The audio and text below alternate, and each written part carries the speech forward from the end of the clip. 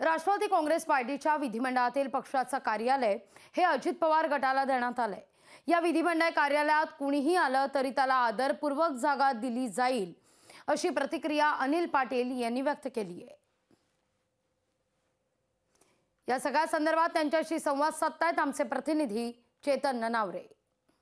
राष्ट्रवादी काँग्रेसचं विधिमंडळातलं पार्टी कार्यालय कुणाला मिळणार, तुम्हाला मिळणार असा निर्णय झालेला आहे, त्याच्यावर आक्षेप घेतलेला शरद पवार गटाने।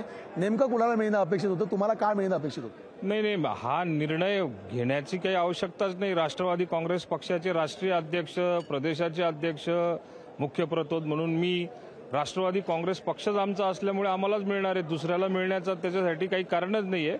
उलट सहानुभूतीने समजा जर का त्या कार्यालयामध्ये कोणी आलं तर त्यांचा आदर सत्कार केला जाईल, चहा पाणी केलं जाईल, त्यांचा त्या ठिकाणी मान सन्मान ठेवला जाईल, त्यांना अडचणी येत असतील तर त्या सुद्धा सोडवण्याचा प्रयत्न तिथून केला जाईल। कुणीही नेता आला मग तो शरद पवार गटाला असला त्याला सहानुभूतीपूर्वक या ठिकाणी प्रवेश दिला जाईल। कॅमेरामन निकेश मोरेसह मी चेतन ननावरे, नागपूर।